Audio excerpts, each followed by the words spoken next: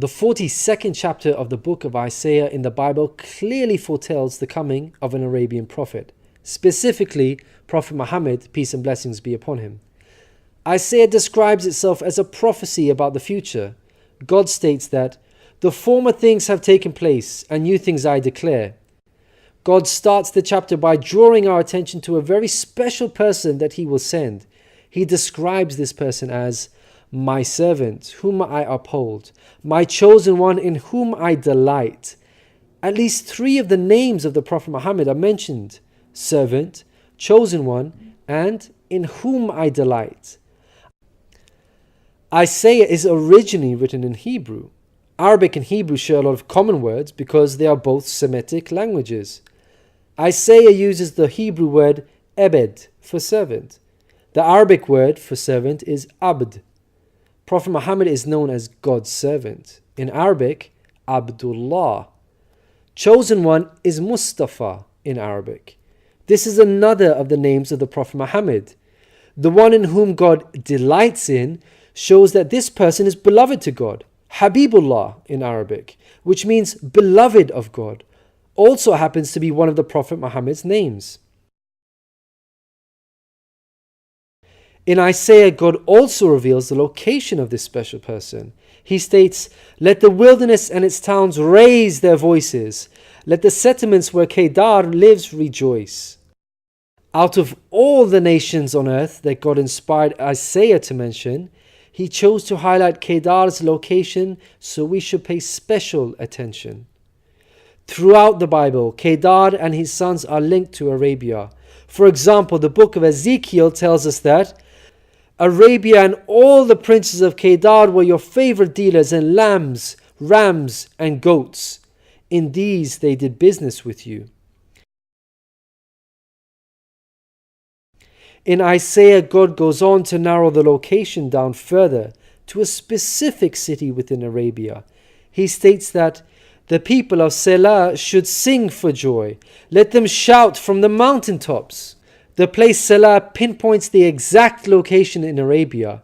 The place being spoken of is the city of Medina in Saudi Arabia, because Selah is the name of a famous mountain in Medina. Medina was the city of the Prophet Muhammad. An important point worth mentioning is that historically we know there was a presence of various Jewish tribes in Medina before the advent of the Prophet Muhammad. Both Jewish historians and Islamic history records this fact. The question then arises, why were there numerous Jewish tribes within Medina?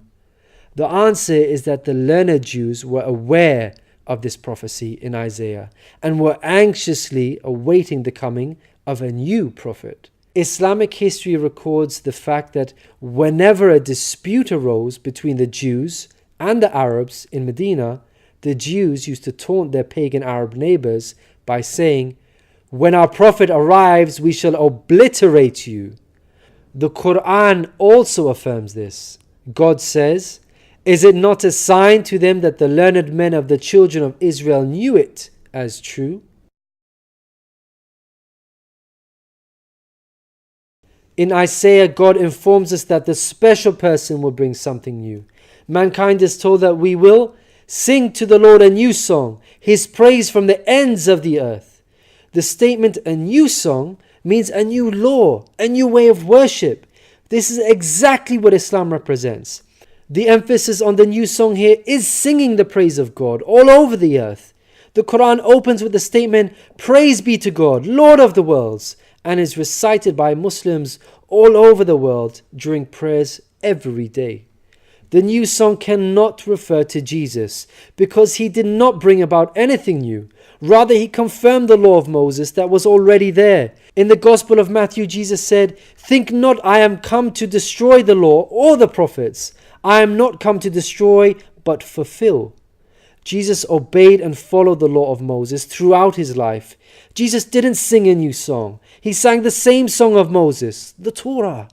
Moreover, the disciples of Jesus also followed the law of Moses, even after Jesus departed. In the book of Acts, we are told that the disciples looked to the Torah for guidance. For the law of Moses has been preached in every city from the earliest times.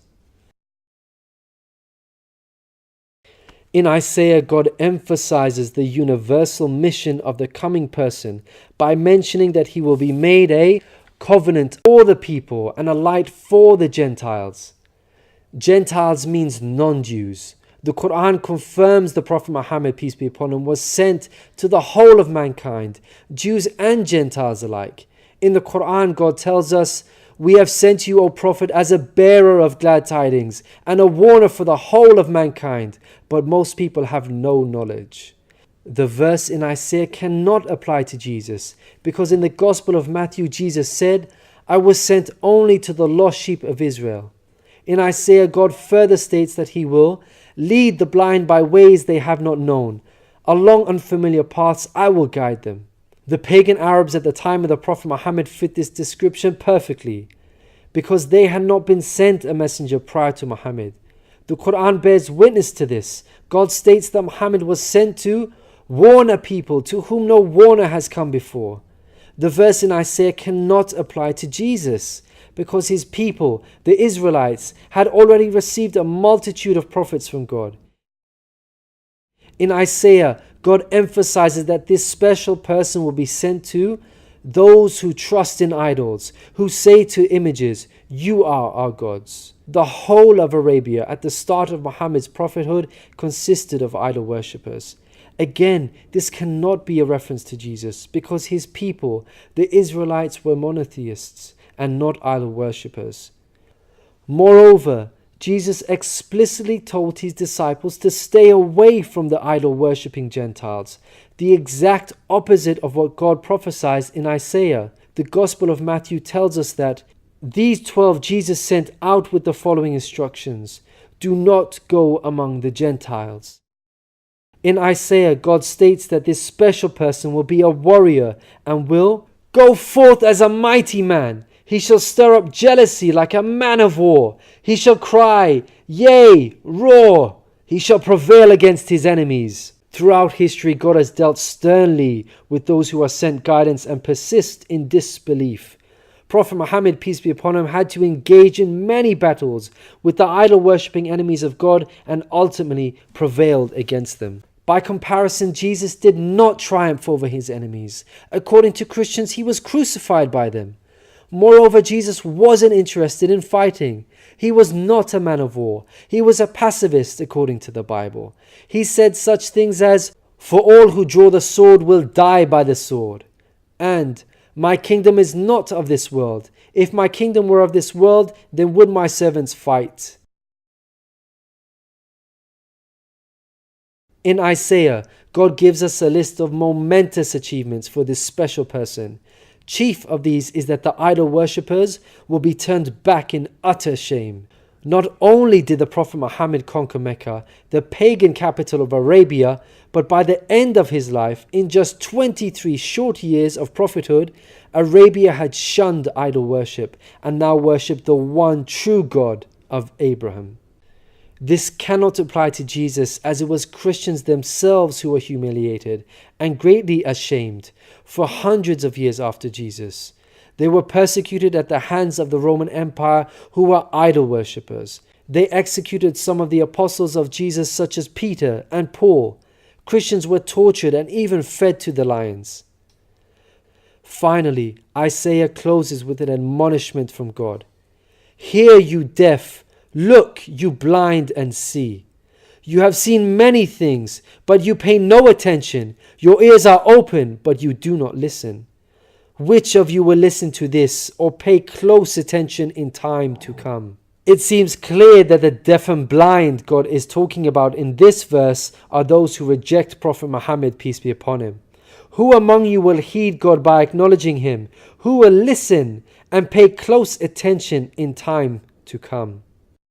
الذين يتبعون الرسول النبي الأمي الذي يجدونه مكتوبا عندهم في التوراة والإنجيل يأمرهم بالمعروف